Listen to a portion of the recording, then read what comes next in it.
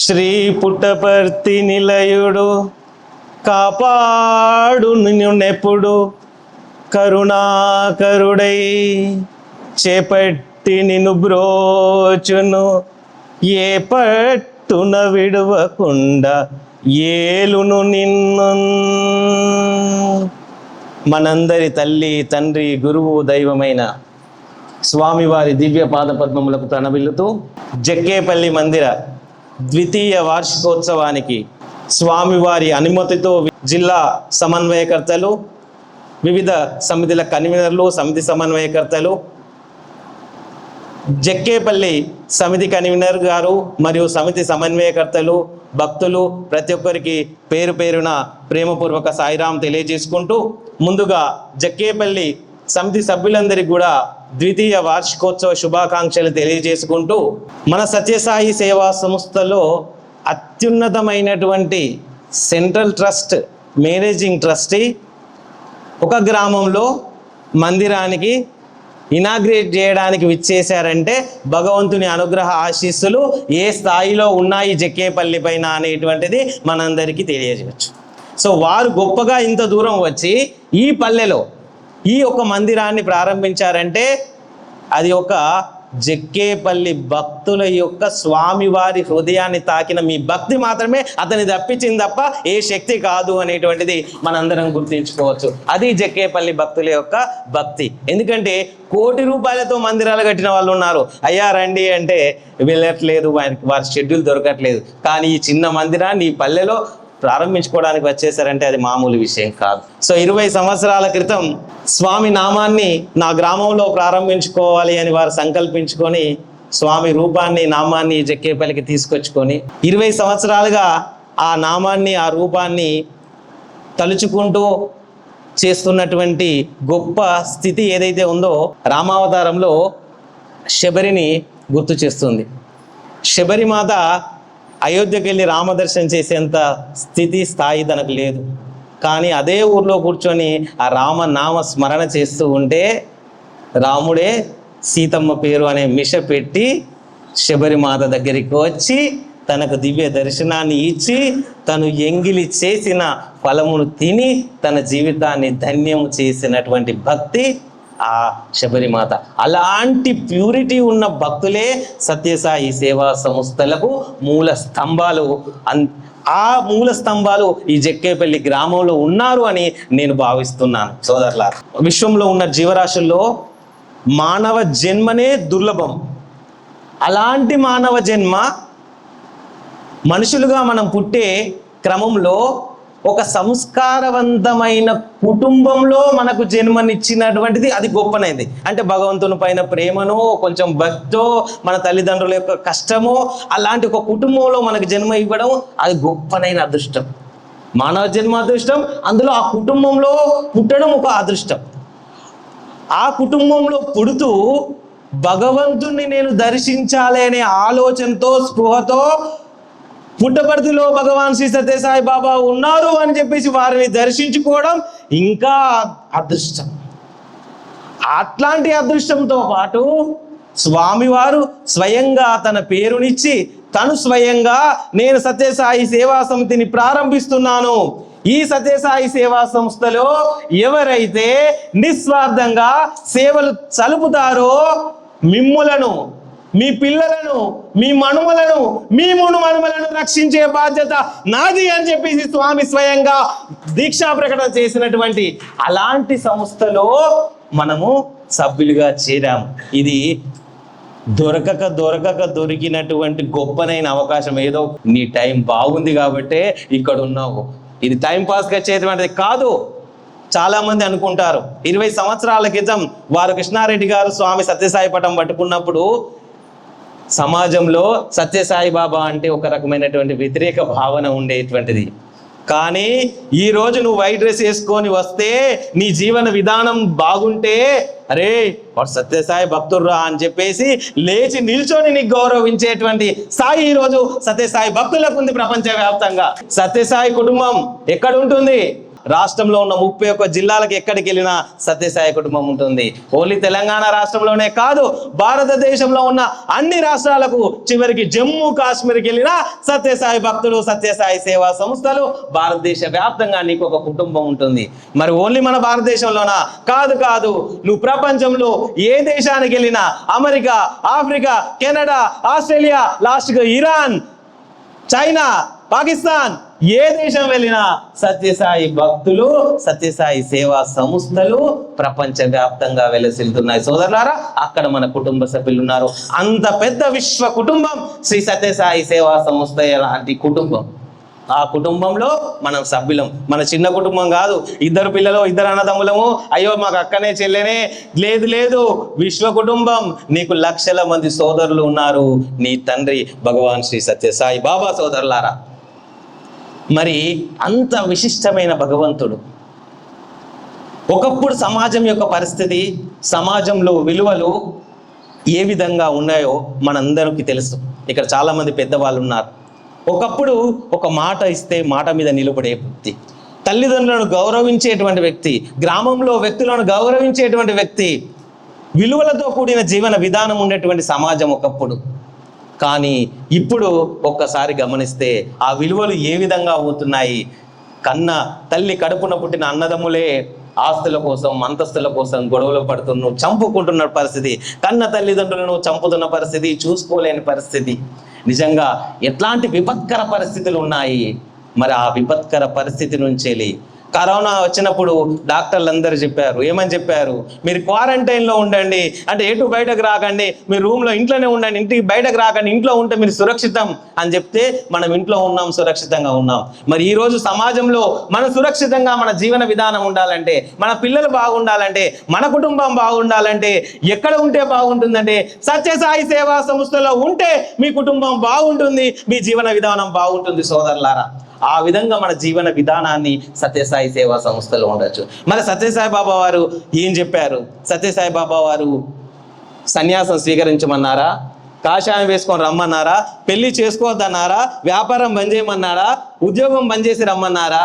లేదు లేదు, పెళ్లి చేసుకొని స్వామి అని చెప్పేసి స్వామి విద్యార్థులు అంటే, స్వామి నాకు పెళ్ళి వద్దంటే దగ్గరుండి, లేదు నువ్వు పెళ్లి చేసుకో, నువ్వు పిల్లలు కను, నీ గృహస్థ జీవనాన్ని కొనసాగించు అని దగ్గరుండి మళ్ళీ తను పెళ్లి సంబంధాలు చూసి పెళ్లి చేసి గృహస్థ జీవనానికి తీసుకొచ్చినటువంటి వ్యక్తి ఏమన్నాడు? నీ తల్లిదండ్రులను నువ్వు గౌరవించు, నీ తల్లిదండ్రులను నువ్వు ప్రేమించు, నీవు ఏవైతే జాబ్ చేస్తున్నావో, నువ్వు వ్యాపారం చేస్తున్నావో, నువ్వు వ్యవసాయం చేస్తున్నావో, నీవు ఉద్యోగం చేస్తున్నావో, ఆ ఉద్యోగం చేసే చేట నువ్వు ఒక మంచి పేరు తీసుకొచ్చుకో. నువ్వు వ్యాపారం చేసే చోట ఒక మంచి గొప్పగా వ్యాపారం చేయి. నువ్వు చేసే వ్యవసాయము గొప్పగా చేయి. ఎందుకు? నువ్వు చేస్తే, వ్యవసాయం చేస్తే అందరికి 10 క్వింటాల రైస్ అయితే, నువ్వు భగవన్ నామ స్మరణతో చేసేటువంటి వ్యవసాయం చేస్తే నీకు 15 క్వింటాల రైస్ రావాలి. అది భగవంతుని యొక్క తత్వం. ఆ నామ స్మరణ నీవు చేసే జీవన విధానము నీ ఉద్యోగంలో, నీ వ్యాపారంలో, నీ వ్యవసాయంలో ప్రతిబింబించే విధంగా మన జీవన విధానం ఉండాలి అని చెప్పి స్వామివారు చెప్పారు. అందుకోసమే సత్యసాయి సేవా సంస్థలను ప్రారంభించుకోవడం జరిగింది. ఇది సేవా సమితి, ఒక భజన మండలిగా రూపాంతరం చెంది సేవా సమితిగా అప్గ్రేడ్ చేసిండ్రు. ప్రమోషన్ వచ్చింది సేవా సమితిగా. సేవా సమితిలో 3 విభాగాలు ఉంటాయి. బాల వికాస్ అనేటువంటిది మన సత్యసాయి సేవా సంస్థలకు మూలాధారం. మహాభారత నాటకాలు, రామాయణ నాటకాలు చిన్నప్పుడు అప్పుడు మీరు వింటూ ఉంటే 4-5 గంటలైనా ఆ ఓపికతో ఆ నాటకాన్ని, ఆ సినిమాను చూసేవారు. ఇప్పుడు ఆ 4-5 గంటల సమయం కాస్త యూట్యూబ్ వీడియోలకు ½ an hourకి వచ్చింది. ½ an hour వీడియోలు కూడా చూసేటువంటి ఓపిక నశించింది. ఇప్పుడు ఏమొచ్చింది? రీల్స్, ఇన్స్టా, ఇట్లా జస్ట్ ఓన్లీ 1 minute లోపల ఉంటేనే దాన్ని చూడడం. అది ఇంకా కొంచెం పెద్దగా ఉందంటే అంటే కాన్సన్ట్రేషన్ ఏమైంది? మన మానవ మేధస్సు యొక్క కాన్సన్ట్రేషన్ తగ్గింది. పిల్లలు కూడా ఇప్పుడు స్కూల్లో క్లాసులు గంట సేపు సార్లు చెప్తే వినే పరిస్థితిలో లేరు. వాళ్ళు దేనికి ట్యూన్ అయ్యారు? Only 1 minute 2 minute reels. ఏం చెప్తావో 2 నిమిషాలు చెప్పేసి నేను వినేస్తా గంతే. నువ్వు గంట సేపు చెప్తే వాడి మెదడు స్వీకరించలేదు. ఎందుకు? 3 సంవత్సరాల వయసు నుంచేలే వాడు మెదడును ట్రైన్ చేసుకుంటున్నాడు. ఇన్స్టా, ఇడ్లీ కావాలంటే ఇన్స్టా పిండి, అప్పాలు కావాలంటే ఇన్స్టా, ఏది కావాలంటే బిర్యానీ ఆర్డర్, జొమాటో, ఇన్స్టా, ఇట్లా ఆర్డర్ పెట్టగానే ఇలా రావాలి. ఒక వంట చేయాలంటే అన్ని వస్తువులను సేకరించడము, వంట చేయడము, దానికి సమయము, ఇదంతా ఏం లేదు. డైరెక్ట్ బిర్యానీ కావాలంటే ఆర్డర్, జస్ట్ 10 నిమిషాల్లో బిర్యానీ డెలివరీ, హాయిగా తిన్నా. ఈ ఇన్స్టా లైఫ్కు వస్తే వాళ్ళ జీవన విధానం కూడా ఇన్స్టా లెవెల్లో ఉంటుంది. పెళ్లి చేసుకుని ఎన్ని సంవత్సరాలు ఇన్స్టా లెవెల్లో ఉంటాడో, ఎన్ని రకాల జీవితాలు ఉంటాయో, వ్యాపారం చేస్తూ ఎన్ని కష్ట నష్టాలు ఉంటాయో, వాటన్నిటికీ అది మనందరికీ చాలా ఈజీగా అనిపిస్తుంది. కానీ దాన్ని డెప్త్గా ఆలోచిస్తే వాళ్ళ జీవనము చాలా భయంకరమైన పరిస్థితిలో ఉంది సోదరులారా. వాడికి ఇప్పుడు చాలా ఎంజాయ్గానే ఉన్నాడు, కానీ ఒక్కసారి తన ఆలోచన విధానము చాలా భయంకరమైన విధానంలో ఉంటుంది. ఆ దాన్ని భరించుకోవడం కోసం, దాని నుంచి బయటపడాలంటే ఇంతకుముందు సార్ చెప్పినట్టుగా అలాంటి మన సత్యసాయి స్కూల్లో వేస్తే అప్పుడు వాని జీవన విధానం చాలా భవిష్యత్తు బంగారుమయంగా ఉంటుంది. ఆ విధంగా బాల వికాస్కి వస్తే మన గ్రామంలో జక్కేపల్లి సోదరులందరినీ కూడా కోరేది, సంస్థ అనేటువంటిది 100 మంది 200-300 మంది మన గ్రామంలో ఉండొచ్చు, 1000 మంది మన జనాభా ఉండొచ్చు.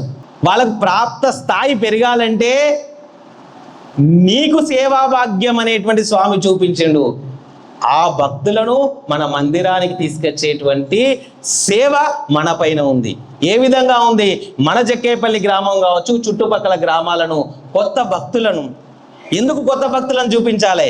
మరి 20 సంవత్సరాలుగా సత్యసాయి సేవా సంస్థలో ఉండి మనం అనుభవిస్తూ, స్వామి లీలలను అనుభవిస్తూ, మన పిల్లలను గొప్ప గొప్ప స్థితిలో ఉంటూ, ఆ జిలేబీని మనం తింటూ స్వీట్ ఉంది అంటూ మనము మాత్రమే తింటే బాగుంటుందా?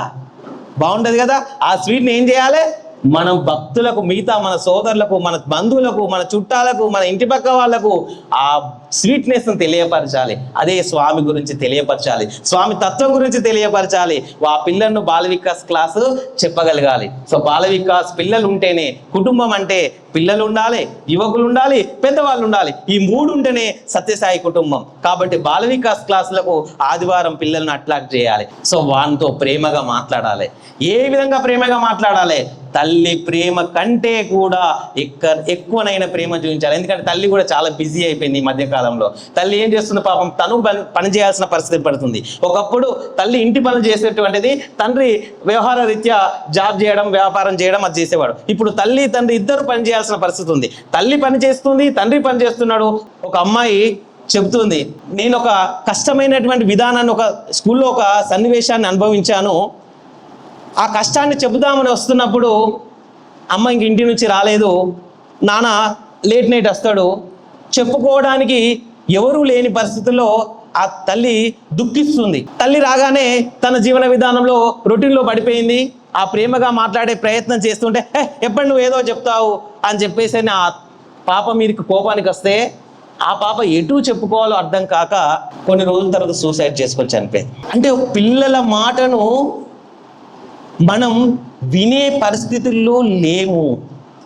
అలాంటి పరిస్థితులు ఉన్నాయి.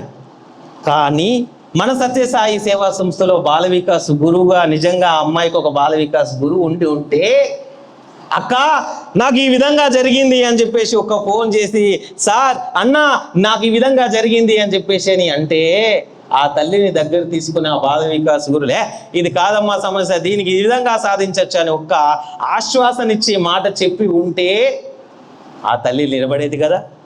ఆ ఆశ్వాసనిచ్చేటువంటి గురువును అక్కడ మనం అందించలేకపోయాం. కాబట్టి సోదరులారా, జక్కేపల్లి సమితి సభ్యులందరికీ కూడా చెప్తున్నాను, బాల వికాస్ క్లాసులు ప్రతి ఆదివారం తప్పనిసరిగా మన మందిరంలో జరగాల్సిందే. దానికి ఏ విధమైన కార్యక్రమాలు తీసుకోవాలో తప్పనిసరిగా తీసుకోవాల్సినటువంటి పరిస్థితి ఉంది. బాల వికాస్ పిల్లలను పిలవడానికి కోసం ఒక సేవాదళ అవసరం, బాల వికాస్ తల్లిదండ్రులతో మాట్లాడడానికి ఒక సేవాదళ అవసరం, బాల వికాస్ క్లాస్ చెప్పడానికి ఒక గురువు అవసరం, బాల వికాస్ పిల్లలు వస్తే వాళ్ళకి ఇంత ప్రసాదం పెట్టడానికి ఒక మహిళామణి అవసరం. సో ఈ విధంగా అనేక సేవలు చేయొచ్చు. ఎందుకు సేవలు చేయాలి? నీవు ఏ సేవ చేస్తే భగవంతుడు నిన్ను అన్ని రకాలుగా సేవ చేస్తూ ఉంటాడు. నువ్వు సత్యసాయి సేవా సంస్థకి ఇచ్చే ప్రతి క్షణము, నువ్వు సత్యసాయి సేవా సంస్థకి ఇచ్చే ప్రతి రూపాయి భగవంతుని అకౌంట్లో లిఖించబడుతుంది సోదరులారా. ఆ పెట్టే రూపాయికి నీవిచ్చే క్షణ విలువకు నీ జీవితాన్ని గొప్ప స్థితిలో నిలబెట్టగలుగుతాడు. ఈరోజు ముందు కూర్చున్నటువంటి వీళ్ళ పిల్లలందరినీ చూడండి. 20 సంవత్సరాలుగా సత్యసాయి సేవా సంస్థలో పనిచేస్తుంటే వాళ్ళ పిల్లలను ఎంత గొప్పగా భగవంతుడు తీర్చిదిద్దాడు. సత్యసాయి సేవా సంస్థలో నిస్వార్థంగా పనిచేస్తే స్వామి ఆరోగ్యాన్ని ఇస్తాడు, స్వామి ఆనందాన్ని ఇస్తాడు, స్వామి నీకు ఒక నిజమైన కుటుంబాన్ని ఇస్తాడు సోదరులారా. ఆ విధంగా బాల వికాస్ కోసం పనిచేద్దాం. భజన సత్యసాయి సేవా సంస్థకు మూలాధారము ఆధ్యాత్మిక విభాగం. భజన అంటే సత్యసాయి సేవా సంస్థలో కొన్ని ప్లేసులలో అది మన సబ్జెక్ట్ కాదు అంటున్నారు. సోదరులారా, సమితి కన్వీనర్ కావచ్చు, జిల్లా అధ్యక్షుడు కావచ్చు, జిల్లా సమన్వయకర్తలు కావచ్చు, సమితి కన్వీనర్లు కావచ్చు, ఎవరైనా సరే భజన జరుగుతున్నప్పుడు తప్పనిసరిగా భజనలో కూర్చోవడము అనేటువంటిది మినిమం మన యొక్క రెస్పాన్సిబిలిటీ సోదరులారా. అక్కడ ఏదో మీటింగ్ కూర్చొని భజన హారతి టైంకి వచ్చి హారతి తీసుకుంటే నీ యొక్క పర్సనల్ సాధనను నువ్వు మిస్ చేసుకుంటున్నట్టే. నువ్వు జిల్లా అధ్యక్షుడు అయినా, సమితి కన్వీనర్ అయినా, సమితి సమన్వయకర్తవైనా, జిల్లా సమన్వయకర్తవైనా, నీకంటూ వ్యక్తిగత సాధన, నీకంటూ స్వామితో లింక్ అనేటువంటిది అవసరము. కాబట్టి ఆ గంట సేపు నువ్వు కూర్చొని భజన చేస్తూ ఉంటే, ఇంతకుముందు సోదరులు చాలా చక్కగా భజన చేశారు, ఆ భజనలు పాడుతూ ఉంటే ఆ భగవంతునితో మనం మమేకమయ్యేటువంటి స్థితి మన యొక్క ఆరోగ్యాన్ని ఇస్తుంది, మనకు ఆనందాన్ని ఇస్తుంది, మనల్ని మోక్ష మార్గం వైపు తీసుకెళ్ళగలుగుతుంది సోదరులారా. తప్పనిసరిగా మనందరం భజనలో విధిగా మనం పాల్గొంటే మనతో పాటు వచ్చి ఇంకో కొత్త భక్తులు పాల్గొంటారు. మనమే భజనలో పాల్గొనకపోతే సేవా సమితికి ఉండేటువంటి కోఆర్డినేటర్లే భజనకు రాకపోతే మిగతా ఎవరు వస్తారు? కాబట్టి మనందరము సత్యసాయి సేవా సంస్థకు వారానికి ఒకసారి భజనకు నేను ఖచ్చితంగా వెళ్ళాలి అనేటువంటిది అది నవ నియమాల్లో ఖచ్చితంగా తెలుపబడినటువంటి స్వామివారితో తెలుపబడినటువంటి విషయం. కాబట్టి మనందరం భజనకు తప్పనిసరిగా వచ్చే విధంగా ఉండాలి. భజనకి ఎందుకు రావాలి? నీ యొక్క టెన్షన్ లైఫ్ అంతా పోవడం కోసం రావాలి.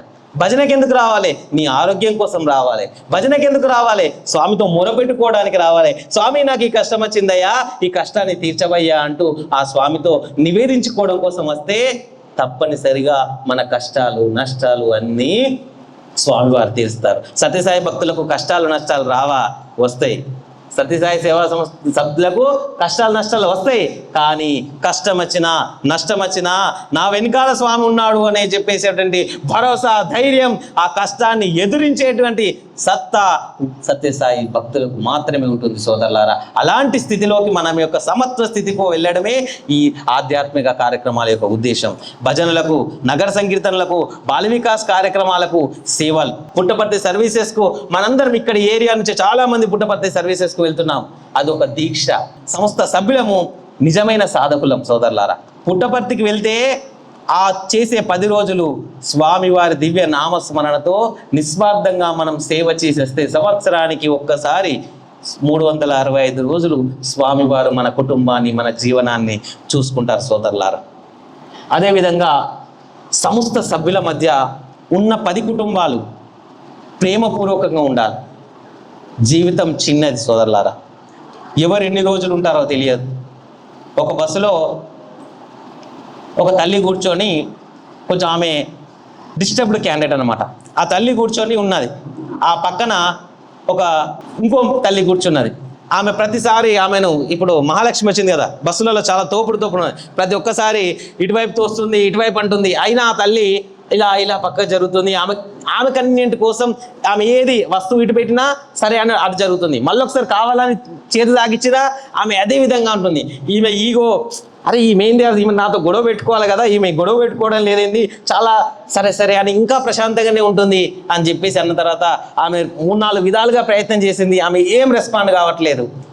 లాస్ట్కు ఆమె అంటుంది, నేను ఇన్ని రకాలుగా నేను ఇబ్బంది పెడుతున్నాను, నువ్వు అసలు నన్ను ఏం అనట్లేదు, నువ్వేం గొడవ చేయట్లేదు, ఎందుకు ఇలా చేస్తున్నావు అంటే, నా ప్రయాణం చిన్నది, రాబోయే స్టేజే నాది, నేను ఆ ప్రయాణం చిన్నది కాబట్టి నేను రాబోయే స్టేజ్లో దిగిపోతాను, ఈ 2 నిమిషాలు నీతో నాకు గొడవ ఎందుకు అని. ఆ ప్రయాణం చిన్నది అనేటువంటిది చాలా విలువైన సోదరులారా. ఆ ప్రయాణం చిన్నది అనేది మనం గుర్తుపెట్టుకోగలిగితే, మన ప్రయాణం ఎన్ని రోజులు ఉంటుందో అనేది మనం గుర్తుపెట్టుకోగలిగితే అన్నదమ్ములతో గొడవ అవసరం లేదు. సత్యసాయి సేవా సంస్థలో కన్వీనర్ కోపానికి వచ్చాడు, భజన ఛాన్స్ ఇవ్వలేదు, జిల్లా అధ్యక్షులు కోపానికి వచ్చాడు, నన్ను అసలు ఎవరు పట్టించుకోవట్లేదు అనేటువంటి ఆలోచన అనేటువంటిది రాదు. ఎందుకంటే మన ప్రయాణం చిన్నది. ఉన్న రోజులు నేను స్వామి దగ్గర కూర్చోవాలి, భజనలో పాల్గొనాలి, ఉన్న సేవను నేను చేసుకోవాలి, నేను స్వామి దగ్గర సేవ చేసుకోవాలి అనే భావన మనలో ఉంటే మనలో ఆధ్యాత్మిక సాధన ఉంటుంది. ప్రేమ భావంతో ఉండడము సత్యసాయి సభ్యులుగా. 15 కుటుంబాలు జక్కేపల్లిలో ఉంటే, ఒక కుటుంబంలో బాధ ఉంటే 15 కుటుంబాలు వెళ్ళి ఆ కుటుంబం ముందట నిలబడగలిగితే ఊర్లో ఉన్న 200 కుటుంబాలు చూసి అదిరా సత్యసాయి యొక్క యూనిటీ అని చూపించే విధంగా మన సంస్థ ఉండాలి. అంతేగాని వాడు జీవితం అంతా పొద్దున భజనకు వస్తాడు, నగర సంకీర్తనకు వస్తాడు, బాలవికాస్ చేస్తాడు, సేవా కార్యక్రమం చేస్తాడు, క్లీనింగ్ అంతా చేస్తాడు, కుటుంబంలో ఏదైనా కష్టం వస్తే ఫోన్లో ఒక మాట మాట్లాడి వదిలేసేస్తే అతని దగ్గర రిలేషన్కు సమయం ఇయ్యాడు. ఇవాళ రేపు రిలేషన్స్ అన్ని ఎట్లా ఉన్నాయో తెలుసు. ఫ్రెండ్స్ అందరు ఎంత ఎంజాయ్ చేస్తున్నారో తెలియదు. ఆ ఎంజాయ్లో అవన్నీ వదిలేసి, రిలేషన్ వదిలేసి సత్యసాయి సేవా సంస్థకు వస్తే, ఇదే కుటుంబం అని వస్తే, ఈ కుటుంబంలో ఉన్న సభ్యులను కూడా కష్టకాలంలో అండగా ఉండకపోతే కొత్త సభ్యుడు ఎందుకు రావాలి?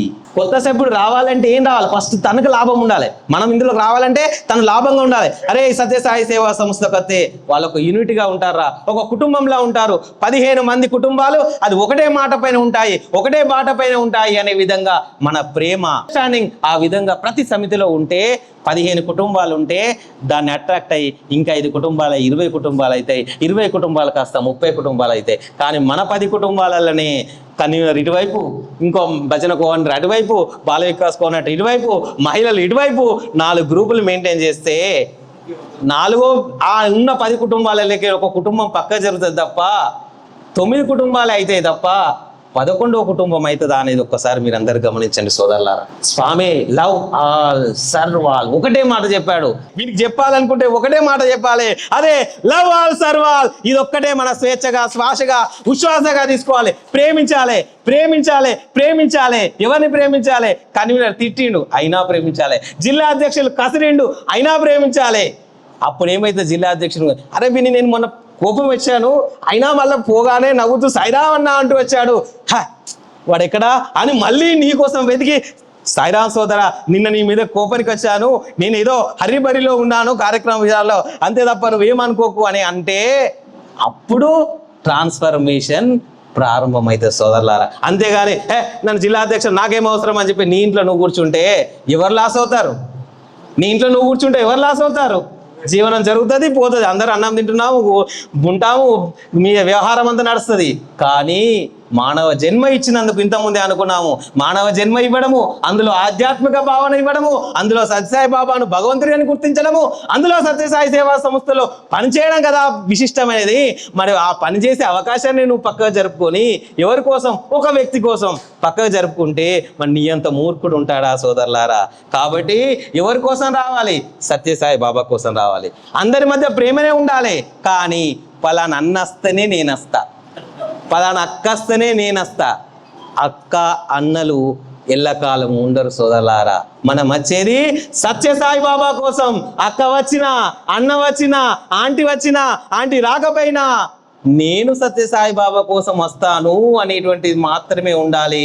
ఆ భావన ఉన్నప్పుడే స్వామితో నీకు లింక్ అవుతుంది. భగవాన్ శ్రీ సత్యసాయి బాబా ఆ సిగ్నల్ ప్రాంతంలో ఉంటే నీకు అన్ని కనెక్ట్ అవుతాయి, సమాజం అంతా కనెక్ట్ అవుతుంది, అన్ని సుఖాలు నువ్వు అనుభవించవచ్చు. ఆ సిగ్నల్ కింద ఉండాలి. ఆ సిగ్నల్ కింద నువ్వుంటూ నువ్వు ఒక్కనివే లబ్ధి కాదు, నీవు 10 మంది. స్వామి అన్నాడు ఎన్నిసార్లు నీ మొహం చూపిస్తావురా, ప్రతిసారి పుట్టపర్తికి వచ్చినప్పుడు అలా ఎన్నిసార్లు నీదే మొహం తప్ప ఇంకొక్కరిని పట్టుకరావారా అన్నాడు. మామూలు మందిరం కాదు సోదరులారా, గుర్తు పెట్టుకోండి. ఇది పుట్టపర్తిలో కులవంతాలతో సమానం. ఏదో మామూలు మందిరంగా వచ్చేసాం, ఏదో దండం పెట్టిపోయాం కాదు. భగవంతుడు సాక్షాత్తుగా ఇక్కడ కూర్చున్నాడు, సాక్షాత్తుగా నీ ప్రేయర్ని వింటాడు. సాక్షాత్తుగా స్వామి ఈరోజు నా పుట్టినరోజు దీవించండి అని చెప్పి పొద్దున వచ్చి ఒక్కసారి స్వామికి దండం పెట్టిపోతే నీకు దీవెనలు అందుతాయి. స్వామి నీ కష్టంలో ఉన్నాను, నాకు అసలు ఏ డిసిషన్ తీసుకోవాలో తెలియట్లేదు అని ఒక 5 నిమిషాలు ఈ మందిరంలో కూర్చొని స్వామి ప్రే చేస్తే నీకు దిశా నిర్దేశం స్వామి చేస్తాడు సోదరులారా. ఇది ఒక ఆధ్యాత్మిక కేంద్రం, సేవా కేంద్రం, నీ ఆలోచనలు పెంచుకునే కేంద్రం.